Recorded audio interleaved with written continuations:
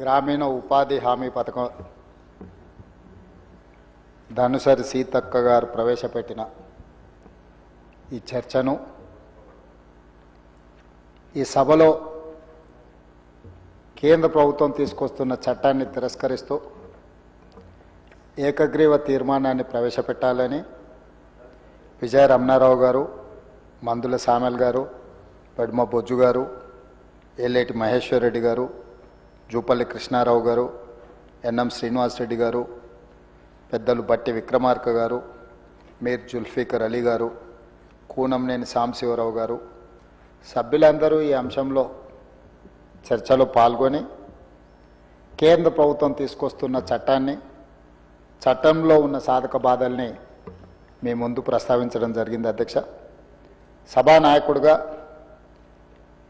ఈ సభలో తీర్మానం ప్రవేశపెట్టి ఏకగ్రీవంగా ఆమోదించడం ద్వారా కేంద్ర ప్రభుత్వానికి తెలంగాణ రాష్ట్ర ప్రభుత్వము వస్తున్న చట్టానికి వ్యతిరేకంగా ఉన్నాము అని సమాచారాన్ని అందించాలనే ఉద్దేశంతో ఈ సభా తీర్మానాన్ని ప్రవేశపెడుతున్న అధ్యక్ష. గ్రామీణ ప్రాంత పేదలకు ఉపాధి కల్పించి పేద కుటుంబాలకు ఆర్థిక భరోసాను అందించేందుకు డాక్టర్ మన్మోహన్ సింగ్ నేతృత్వంలోని యూపీఏ ప్రభుత్వం శ్రీమతి సోనియా గాంధీ గారు యూపీఏ చైర్పర్సన్గా 2005లో మహాత్మా గాంధీ జాతీయ గ్రామీణ ఉపాధి హామీ పథకం అమల్లోకి తీసుకువచ్చింది.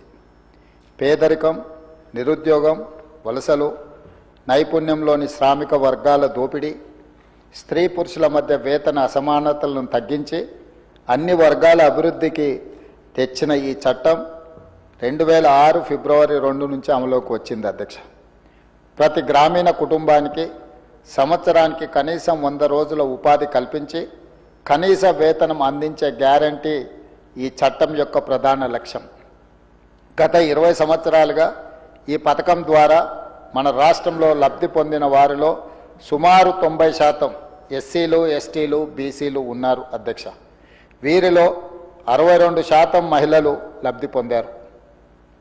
దళితులు, గిరిజనులు, దివ్యాంగులు, అత్యంత వెనుకబడిన తెగలకు చెందిన ఆదివాసీలు, చెంచులు, పేద వర్గాలే ఎక్కువగా ఈ పథకంలో ప్రయోజనం చెందడం జరిగింది. అధ్యక్ష, ప్రస్తుతం ప్రవేశపెట్టిన Viksit Bharat guarantee for Rozgar and Ajeevika mission చట్టము విబిజి రామ్జీ 2025 పేదల హక్కులను దెబ్బతీసేలా ఉంది. ఈ పథకంపై ప్రధానంగా ఆధారపడ్డ గ్రామీణ ప్రాంత మహిళలు, బలహీన వర్గాల ఉపాధి హామీ లేకుండా చేస్తుంది. పాత ఉపాధి హామీ పథకం ఆత్మను దెబ్బతీసే నిబంధనలు పేదల పాలిట శాపంగా మారనున్నాయి. అందుకే అధ్యక్ష, ఈ కారణాల చేత ఈ సభ కింద తెలిపిన విధంగా తీర్మానాన్ని తీర్మానిస్తున్నది. అధ్యక్ష, కొత్త చట్టం పేదల హక్కులకు వ్యతిరేకంగా ఉంది. ఉపాధి హామీ చట్టం యొక్క అసలు ఉద్దేశాన్ని దెబ్బతీస్తుంది. డిమాండ్ అనుగుణంగా పనుల ప్రణాళికను తయారు చేసే విధానానికి స్వస్తి పలికింది. డిమాండ్ ఆధారిత పాత విధానాన్ని కొనసాగించాలి. కొత్త చట్టం మహిళా కూలీలకు వ్యతిరేకంగా ఉంది. ఇప్పుడు అమల్లో ఉన్న మహాత్మా గాంధీ ఉపాధి హామీ చట్టంలో దాదాపు 62% మహిళలు కూలీ పొందేవారు. కొత్త చట్టంలో పొందుపరిచిన పరిమిత కేటాయింపుల విధానం వల్ల పని దినాలు తగ్గిపోతాయి. దీంతో పేద కుటుంబాల్లోని మహిళలు నష్టపోతారు. మహిళా సాధికారిత సాధించాలంటే పాత విధానం పునరుద్ధరించాలి. ప్రస్తుతం ఉపాధి హామీ పథకంలో పూర్తిగా కేంద్రమే నిధులు కేటాయించేది. కొత్త చట్టం ద్వారా కేంద్ర రాష్ట్ర నిధుల వాటా 60-40% మార్చడం సమైక్య స్ఫూర్తికి విఘాతం కలిగిస్తుంది.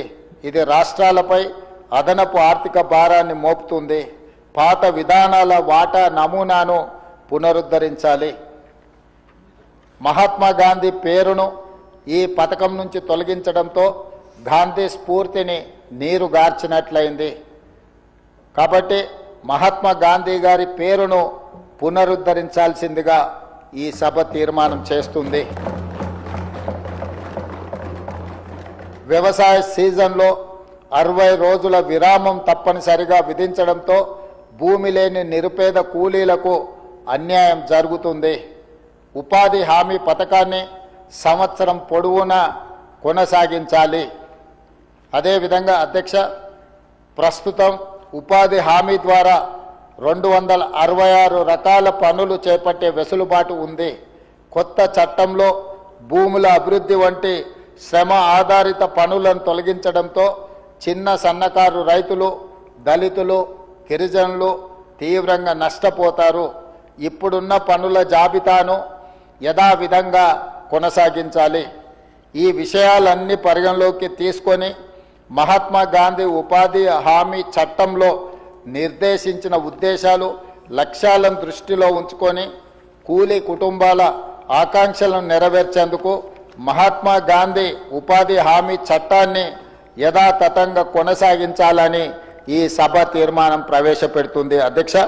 అధ్యక్ష, ఇది పార్టీలకు, వ్యక్తులకు అతీతంగా ఈరోజు ఈ సభలో చర్చ జరగాలి. ఇది పేదలకు సంబంధించి అత్యంత నిరుపేదలకు పని ఒక హక్కుగా, ఆ పనిని కల్పించకపోతే ఆర్థికంగా ప్రభుత్వాలు ఆదుకునే విధంగా చట్టాన్ని తీసుకొచ్చింది. ముఖ్యంగా గ్రామీణ ప్రాంతాలలో ఉన్న పేదలు పని దొరక్క పట్టణ ప్రాంతాలకు వలసలు పోయి, వలసల జిల్లా అయిన పాలమూరు జిల్లా భారతదేశంలోనే మీకు తెలుసు, తట్ట పని, పార పని, మట్టి పని దేశంలో ఏ మూలన జరిగిన పాలమూరు జిల్లాకు సంబంధించిన వలస కార్మికులే అక్కడికి వెళ్తూ ఉంటారు. దీనికి ప్రధానమైన కారణము మా ప్రాంతంలో పనులు దొరకకపోవడము, పనులు అవకాశం రాకపోవడం.